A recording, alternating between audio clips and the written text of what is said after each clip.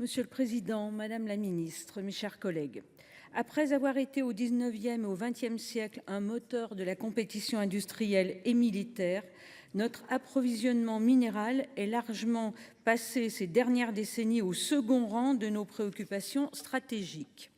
La situation pourtant a désormais radicalement changé et c'est bien une véritable ruée sur les métaux qu'il faut aujourd'hui nous préparer.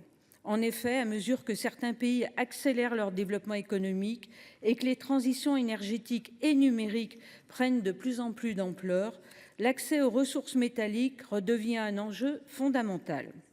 Selon certaines projections, on estime ainsi que pour répondre à l'expansion de la demande mondiale, il faudra produire dans les 30 ans à venir l'équivalent de tout ce qui a été extrait du sous-sol depuis les débuts de l'activité minière. Dans ce contexte, les métaux que l'on qualifie de rares jouent un rôle aussi nouveau que prépondérant. Batteries électriques, éoliennes, équipements de défense, smartphones, calculateurs, plus largement infrastructures digitales, les terres rares sont en effet au cœur de la révolution technologique que nous vivons, à tel point qu'elles s'avèrent désormais presque aussi essentielles à notre souveraineté et à notre avenir industriel que les ressources énergétiques qui irriguent notre tissu économique.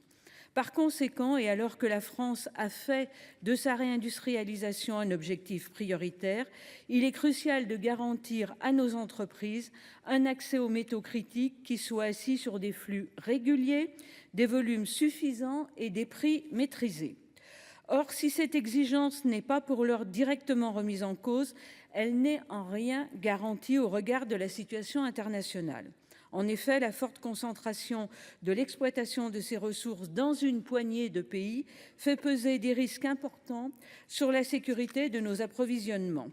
Ainsi, la Chine assure près de 70% de l'extraction mondiale des terres rares, contrôle plus de 85% de leur raffinage. Cette domination lui confère un levier géopolitique considérable qu'elle pourrait aisément mobiliser à notre détriment au cours d'éventuelles tensions commerciales ou diplomatiques. Par ailleurs, les pressions exercées par l'administration américaine sur le Groenland, sur l'Ukraine ou encore son implication dans le règlement du conflit au Kivu ont illustré à quel point les terres rares figurent désormais au sommet des préoccupations géostratégiques de toutes les grandes puissances. Dans ces conditions, il est essentiel que notre pays cherche à se protéger des perturbations de marché, qu'il travaille par conséquent à réduire ses dépendances. Le premier levier dont nous disposons tient naturellement à notre propre potentiel géologique. Nous savons que celui-ci, comme d'ailleurs celui de nos partenaires européens, est particulièrement prometteur, peut-être même de rang mondial. Par exemple en Bretagne, en Normandie, dans le Massif central, où des études ont identifié de potentielles ressources en néodyme, en praséodyme, en tungstène, en lithium, en niobium, en tantale ou encore en zircon. Cependant, la connaissance fine et détaillée de ce potentiel national fait encore assez largement défaut. Un inventaire des ressources a heureusement été lancé il y a 2 ans afin de cartographier les gisements, d'identifier précisément les sites exploitables. À ce stade, ce travail indispensable ne se concentre pourtant que sur certaines zones spécifiques. Il semble donc essentiel de l'étendre au plus vite en lançant dès maintenant d'autres programmes de recherche, de prospection sur l'ensemble du territoire. Car notre objectif premier en matière de terres rares devrait être clair: développer autant que possible nos propres capacités d'extraction et de transformation. En effet, la valorisation des ressources nationales nous permettrait non seulement de renforcer notre autonomie stratégique, mais elle contribuerait également à créer des emplois et à stimuler des territoires. Car au-delà de la relance de l'activité minière, c'est toute une chaîne de valeur, toute une filière nationale d'exploitation responsable que nous pourrions aujourd'hui mettre sur pied, depuis la recherche géologique en amont jusqu'à la transformation métallurgique en aval. Un tel changement de paradigme nécessitera d'abord de retrouver certaines compétences perdues au fil du temps, mais aussi d'adapter notre cadre réglementaire, par exemple pour faciliter l'obtention des permis d'exploitation minière, pour simplifier l'implantation de sites industriels de traitement et de raffinage, ou tout simplement pour encourager les investissements. Bien sûr, pour définir des normes écologiques à la fois adaptées, rigoureuses, notamment en termes d'emprise au sol, de gestion des déchets et de l'eau, d'utilisation des intrants chimiques ou encore d'émissions de CO2.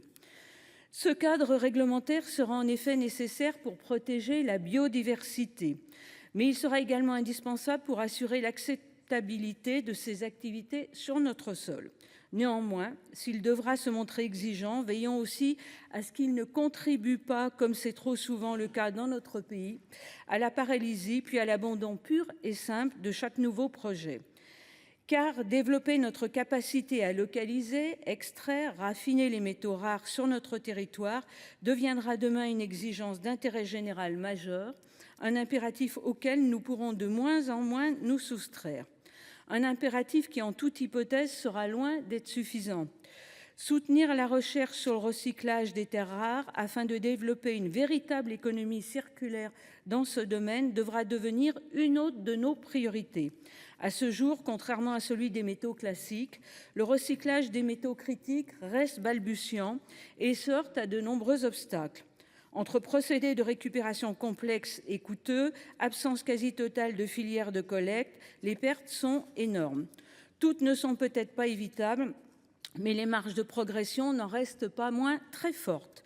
Il apparaît donc incontournable d'investir aujourd'hui dans l'innovation en matière de retraitement avancé, dans l'éco-conception des équipements électroniques ou des véhicules, ou encore dans la structuration de circuits de récupération des équipements, que ce soit pour le recyclage ou pour leur réemploi.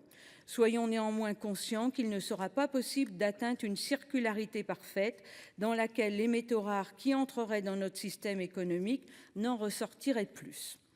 Pas plus qu'il ne sera pas possible de réaliser une hypothétique autosuffisance minérale assise sur les seules ressources françaises et européennes. Dans tous les cas de figure, les importations demeureront un élément essentiel de notre approvisionnement. Dès lors, nous ne parviendrons à sécuriser davantage nos fournitures qu'en diversifiant les pays d'origine de nos importations. La Chine, pourtant dominante dans ce secteur, l'a d'ailleurs compris et a pleinement intégré la question des métaux critiques aux diverses coopérations qu'elle conclut dans le cadre de ces nouvelles routes de la soie. Madame la ministre, mes chers collègues, dans les années à venir, notre approvisionnement en terres rares conditionnera en bonne partie notre capacité à assurer notre souveraineté, à conforter notre prospérité, à tenir nos engagements climatiques. Prospection, extraction, raffinage, recyclage, voilà les piliers que la France et l'Europe doivent conclure en matière de métaux critiques. Chacun d'entre eux devra être érigé au plus vite. Aucun ne devra manquer à l'appel. Je vous remercie. Merci, chers collègues. Madame la ministre, vous avez la parole. Merci, Monsieur le Président, Mesdames et Messieurs les sénateurs, Madame la sénatrice Catherine Dumas. Vous avez évoqué l'enjeu que constituent les terres rares au même titre que la réindustrialisation pour réduire notre dépendance et vous avez parlé de cet enjeu comme un intérêt national majeur. Je ne peux que vous rejoindre. Rappeler quelques éléments pour dire qu'effectivement les terres rares sont stratégiques car essentielles à la fabrication d'aimants permanents qui sont utilisés aujourd'hui pour réduire le volume et le poids des moteurs électriques. Et vous avez effectivement rappelé cet enjeu. Vous avez rappelé la position dominante de la Chine sur ce marché à des fins géopolitiques et de plus en plus récemment, avec notamment, et je le rappelle ici, le 21 décembre 2023, où la Chine a interdit l'exportation de technologies liées à la fabrication d'aimants à base de terres rares, renforçant son contrôle technologique. Et le 4 avril dernier, où la Chine a instauré des contrôles à l'exportation sur 7 produits liés aux terres rares, moyennes et lourdes, exigeant des permis pour l'exportation de formes raffinées et transformées. C'est dire effectivement tout l'enjeu qui doit être le nôtre. Vous avez évoqué l'enjeu de l'inventaire des ressources minérales et dire qu'aujourd'hui, effectivement, le gouvernement a confié au Bureau de recherche géopolitique et minière la mise à jour de l'inventaire des ressources minérales du sous-sol français sur 5 zones 5 zones qui sont des grands massifs avec des densités de ressources importantes. C'est la raison pour laquelle ces 5 zones sont identifiées et retenues. Qu'à l'issue de cette campagne d'inventaire, des campagnes d'acquisition de données, il pourra être fait l'objet d'études d'exploration minière plus approfondies par des entreprises minières dans le cadre de permis exclusifs de recherche qui pourront être donnés pour exploiter éventuellement ensuite ces sites. Merci Madame la Ministre. Madame la Sénatrice. Oui, merci Monsieur le Président. Tout d'abord, je voudrais remercier la ministre de sa réponse précise. Également remercier le groupe RDSE qui a permis qu'on ait ce débat. Je constate que, en ce qui concerne le constat, l'ensemble des groupes de cet hémicycle le partagent et c'est très intéressant. En revanche, il appartient maintenant au gouvernement de proposer des solutions ou des débuts de solutions et tout ceci en effet dans un contexte géopolitique bien perturbé. Merci ma chère collègue. La parole est à notre collègue Stéphane Foissin.